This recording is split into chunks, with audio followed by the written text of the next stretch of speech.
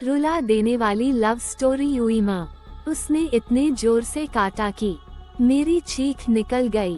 मैंने गुस्से और हैरानी का मिश्रित भाव लिए उसकी तरफ देखा। वो अपनी जीत पर इतराती हुई मंद मंद मुस्कुरा रही थी। उसकी मुस्कुराहट का मेरे ऊपर एक जादू सा असर हुआ और अगले ही पल मैं उसके हुस्न में खो गया। उसकी जादुई मुस्कान के प्रभाव में मैं एक पल के लिए खो सा गया। बड़ी बड़ी नशीली आंखें, बारीकी से तराशे गए नाक नक्श, मोती जैसे चमकते दांत, हल्के गुलाबी गाल और गालों के दोनों तरफ लहराते काले रेशमी बालों में वह पारियों वाली खूबसूरती लिए हुई थी। ऊपर से उसकी मोहक मुस्कान एक जादुई प्रभाव क्रिएट कर रही थी। उसने शर्मा कर धीरे से नजरें झुकाई तो मेरे बदन में झुरझुरी सी दौड़ गई। एक हल्की सी सरसराहट हुई तो मैं समझ गया कि वह मेरे दिल के उपवन में प्रवेश कर चुकी है। रात के 12 बजे मैं बगीचे में खड़ा बड़ी बेचैनी से उसकी इंतजार कर रहा था। पता नहीं वह आएगी भी या नहीं। आम के पेड़ से टेक लगाए मैं सोच ही रहा था कि पायल की मधुर झनकार सुनाई पड़ी।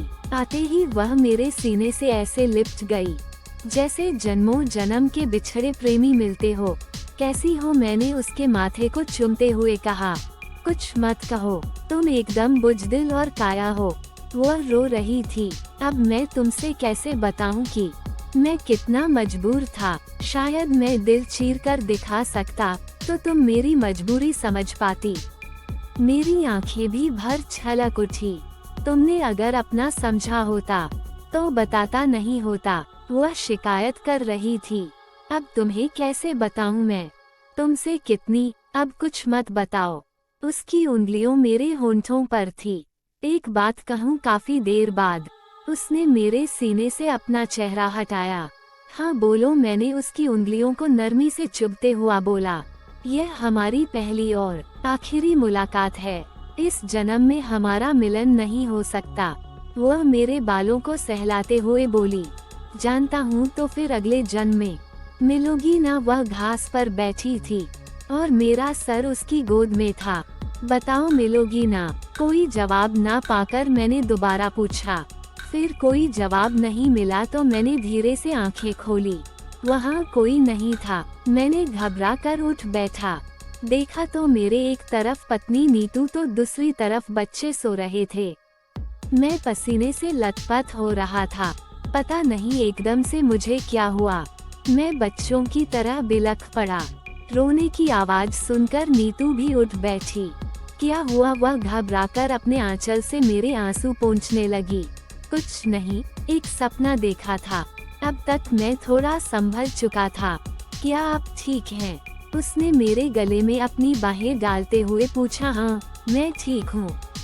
तुम सो जाओ, मैं जरा टहल कर आता हूँ, मैंने मुस्कुराते हुए कहा। मोबाइल उठाकर देखा तो रात के 1:30 बज रहे थे। नीतू के सोने के बाद मैं अपनी फाइल और कलम उठाकर छत पर आ गया। घर की बाउंड्री से टेक लगाकर मैंने कुछ याद करने की कोशिश की। दिमाग पर ज्यादा जोर डालने की जरूरत नहीं पड़ी। कुछ ही मिनटों में मेरी आंखों के सामने कुछ जाने पहचाने दृश्य उभरने लगे। इतने बॉडी बिल्डर होकर एक लड़की से हार गए कहते हुए प्रताप ने जब मेरे घुटनों को हिलाया तब मैं होश में आया। लेकिन तब तक वह मेरे दिल की जमीन पर उतरकर एहसास वाले हिस्से पर कब्जा कर चुकी थी। मैं कुछ नहीं बोल पाया, बस अपनी उंगली में चुभे उसके दांत के निशान को देखता रहा। बसंत, हेमंत और सावन, प्यार का कहानियाँ अक्सर इन्हीं 3 महीनों में शुरू होती है। यह मैंने किसी किताब में पढ़ा था। अचानक मुझे याद आया कि यह सावन का महीना था। आसमान में बादलों का झुंड बारिश की योजना बना रहे थे, जिसे देखकर गांवों में धान रोपाई की तैयारियां शुरू हो चुकी थी। हम जैसे किशोर उम्र के लड़कों के पास कोई काम धाम नहीं था, क्योंकि घर गृहस्थी के कामों में हमारी कोई रुचि नहीं थी और पढ़ाई तो हम छोड़ ही चुके थे। बस दिन भर क्रिकेट खेलते और नए नए फालतू के आइडियाज को आजमाते रहते। मुझे आज तक समझ में नहीं आया कि ताश कैसे खेला जाता है? क्या तुम लोगों को ताश खेलना आता है? गांव कुछ निकम्मे युवकों को ताश खेलते देखकर मैंने प्रताप और एजाज से पूछा। हाँ, मुझे खेलना आता है। प्रदीप ने अपनी धाक जमाई। मुझे भी सीखना है। चलो आज ताश खेलते हैं, मैंने उत्साहित होकर कहा। तो वे दोनों तैयार हो गए। प्रदीप पता नहीं कहां से एक पुरानी ताश का बंडल उठा लाया और हम तीनों गांव के ही एक अंकल के बैठके में ताश खेलने बैठ गए। मैं तो ताश खेलने में बिल्कुल अनाड़ी था, बस उल्टे सीधे दांव खेलकर अपनी पत्तियां गंवा रहा था। प्रदीप हर बार बाजी जीतकर खुद को जीनियस समझ रहा था। अरे 1.5 फुट के छोरे यहाँ बैठकर ताश खेल रहे हैं। मैं अपनी बार बार कटती हुई पत्तियों को बचाने के लिए दिमाग लगा रहा था। तभी पीछे से किसी लड़की की आवाज आई। आवाज सुनकर मैं पीछे पलटा तो अंकल की बेटी सितारा के साथ खड़ी एक खूबसूरत लड़की कमर पर दोनों हाथ रखे हम तीनों को ऐसे घूर रही थी जैसे हमने बहुत बड़ा गुनाह कर दिया हो। वह हमारे गांव की ही एक लड़की थी और अंकल के बेटी की सहेली थी। मैंने पहले भी उसे गांव में कई बार देखा था, लेकर मैंने उसे कभी नोटिस नहीं किया था। वैसे भी मुझे लड़कियों से बात करने में संकोच महसूस होता था। हाँ तो तुम्हें क्या है? प्रदीप अकड़कर बोला। शायद वो उसके स्वभाव से परिचित था। अच्छा, एक तो चोरी ऊपर से सीना जोरी। कहते हुए वह तेजी से सामने पड़े ताश के पत्ते पर झपटी। प्रदीप ने पहले ही अपना इरादा भांप लिया था। उसने बड़ी फुर्ती से सभी शिकायतों को समेट लिया। यह देखकर अब वह भड़क गया और उससे लिपटने की कोशिश करने लगा।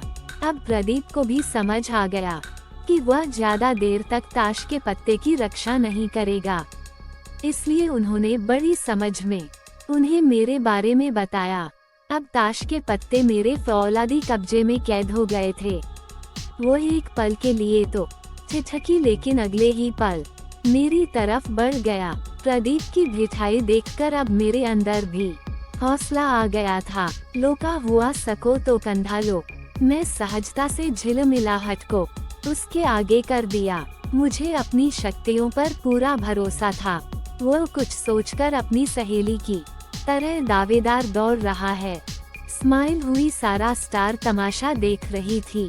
उसने ही आंखों में उसकी हौसला सीख वो थोड़ा मुस्कुराए और मेरा चैलेंज स्वीकार कर लिया। अगले ही पल वो पूरी की ताकतों के साथ तालाबों को खोलने में लग गया, जो कि एक लड़की के लिए तो क्या मेरी उम्र के सभी लड़कों के लिए तंग हो गया था। मैं बचपन से ही कसरत करता था और जुडो कराटे की प्रैक्टिस करता था, इसलिए मेरी बड़ी उम्र के लोगों में भी मेरा अलग ही रौब था। काफी कोशिश करने के बाद भी जब वह अपने मकसद में नहीं पहुंचा तो खिसियाकर उसने मेरी कनेक्ट में अपने दांत गड़ा दिए। अचानक हुए दर्द के एहसास से मेरी मुट्ठी खुल गई। अगले ही पल उससे ताश के पत्तों को सैकड़ों टुकड़े कर दिए। मैं अवाक देखता रहा।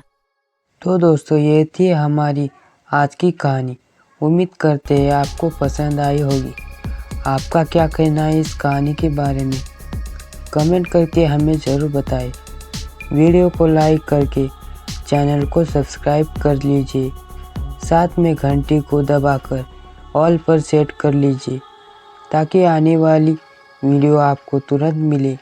मुझे दीजिए अगले वीडियो तक इजाज़त। तब तक के लिए धन्यवाद।